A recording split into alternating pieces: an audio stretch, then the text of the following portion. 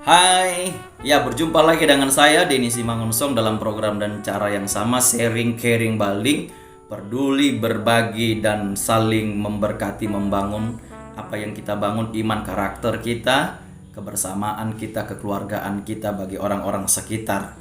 Nah, tetap di topik yang sama untuk saya sampaikan, kenapa orang mau sampai nekat ingin mengakhiri hidupnya dengan cara bunuh diri, menyakiti diri sendiri. Nah, ada beberapa faktor penyebab. Nah, saya sudah sampaikan beberapa poin kemarin dan selanjutnya, poin berikutnya, kenapa orang mau mengakhiri hidupnya dengan cara bunuh diri? Karena ini Bapak Ibu, trauma masa lalu. Trauma masa lalu ini memang mungkin sudah lama begitu ya. Sudah lama terjadi beberapa tahun yang lalu, mungkin waktu dia masih kecil. Tetapi ketika waktu demi waktu, hari demi hari, minggu demi minggu, bulan demi bulan, dan tahun berganti tahun, semakin dewasa, trauma itu bisa terjadi kembali, terulang kembali.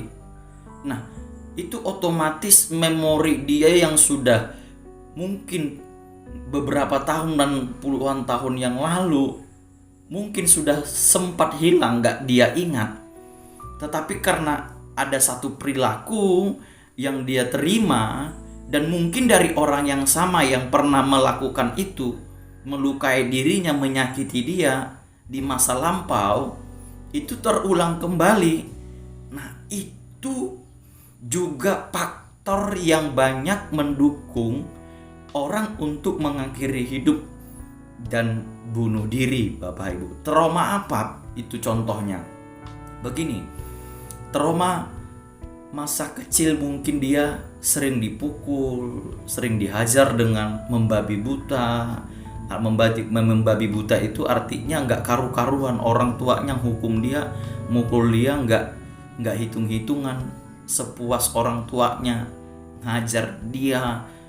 Trauma itu terulang-ulang, itu terekam.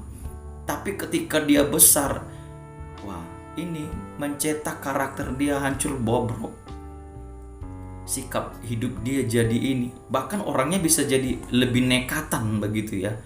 Nah, faktor berikutnya, trauma masa lalu apa yang bisa memicu dia untuk bunuh diri? Pelecehan seksual, Bapak Ibu, bagi yang perempuan yang berjenis kelamin wanita ya. Adanya terjadi trauma masa lalu di masalah seksual begitu. Di usia yang masih remaja, masih kecil, dia mengalami perbuatan apa ya? Perbuatan yang tidak terpuji, perbuatan yang kotor, yang jahat, yang di luar norma agama kita. Apa itu pelecehan seksual? Dia mengalami pelecehan seksual dari siapa? Mungkin dari saudara kandungnya, mungkin dari orang tuanya, mungkin orang lain yang pernah memperlakukan itu kepadanya. Tetapi dia karena masih kecil, dia nggak tahu harus ngomong apa, harus bicara kepada siapa. Dan mungkin karena waktu kecil dia ngalamin tekanan, dia ngalamin ancaman. Jangan sampai kamu kasih tahu. Kalau kamu kasih tahu, aku akan bunuh kamu. Nah, karena masa kecil itu dia tidak tahu tentang apa-apa, pengetahuannya dia masih terbatas karena usia itu. Jadi trauma itu membangun mental dia, membangun karakter dia, mempengaruhi hidup dia. 50 bahkan sampai 80-90% trauma masa lalu seseorang sangat punya potensi untuk seseorang mengambil keputusan mengakhiri hidup, bunuh diri. Nah, bagi teman-teman, saudara-saudara yang punya pengalaman trauma di masa lalu, Bapak Ibu bisa sembuh kok, bisa ngalami kesembuhan. Caranya terbuka, kita perlu terbuka. Jangan takut. Terbukalah dengan orang tuamu yang kamu percayai, yang mengasihi, mencintaimu dengan tulus. Terbukalah dengan orang-orang yang kamu anggap kerohaniannya bagus, ibadahnya bagus, karakternya bagus, terbuka. Jangan mau kamu terpuruk sendiri, kamu menyendiri sendiri, kamu simpan-simpan di dalam hatimu bertahun-tahun, sehingga ketika perbuatan itu terulang kembali, itu justru lebih membahayakan tadi yang saya sampaikan, bisa membuat orang sampai mau bunuh diri. Akibat apa? Trauma itu terulang lagi. Nah, Bapak Ibu Saudara sekalian, mari kalau kita melihat begitu ya, atau pernah memperhatikan sikap orang, karakter orang, kok ini orang aneh ya karakternya. Nah, coba lakukan kembali. Saya nggak bosan-bosan sampaikan ini. Lakukan kembali pendekatan.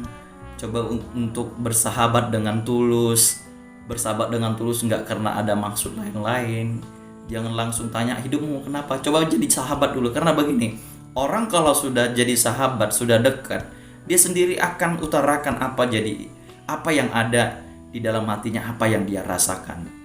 Karena apa? Dia sudah merasa nyaman. Yang kedua, dia merasa ini orang bisa dia percaya untuk menolong dia. Nah, bagi saudara, Bapak Ibu Saudara sekalian yang mengalami trauma itu, saran saya jangan sampai saudara menyendiri. Ada baiknya saudara jujur, ada baiknya saudara membuka hati supaya saudara tertolong. Sekali lagi, tujuannya supaya saudara tertolong. Yakin, percayalah, nggak ada manusia yang mau diperlakukan seperti itu. Tetapi kalau sudah terjadi, jangan akhiri hidupmu. Hidupmu masih punya masa depan yang cerah. Ketika apa? Engkau mau dipulihkan. Engkau mau Tuhan menjamah hatimu. Engkau mau Tuhan memulihkan hidupmu. Dengan cara apa? Tuhan pasti punya banyak cara untuk menyembuhkan orang dari luka batin, luka hati, trauma di masa lalu. Yakin, percayalah, banyak hamba-hamba Tuhan yang Tuhan utus akan memulihkan engkau dengan caranya yang ajaib. Biarlah video saya ini bisa membantu menolong Bapak Ibu Saudara sekalian untuk melihat sekitar kita, adakah orang-orang yang punya masalah trauma di masa lalu karena dibully, karena sering dikucilkan. Itu kelihatan, karakternya langsung kelihatan. Orang-orang yang kalau sering dikucilkan, dibully, sifatnya itu pasti menyendiri, sering diam, gak banyak ngomong, sering menghayal. Nah, itu dia punya dunia sendiri. Nah, ini perlu kita sikapi dengan cermat supaya kita bisa menyelamatkan seseorang dari kematian kalau kita tahu apa penyebab apa yang sedang dia alami saat ini. Terima kasih. Mari dukung terus channel ini supaya channel ini bisa memberkati Bapak Ibu Saudara sekalian. Saya tidak lupa mau sampaikan, mari kita berbagi, peduli, dan membangun sekitar kita dengan cara apa? Dengan cara kerelaan hati, dengan ketulusan hati. Sampai jumpa. Bye-bye.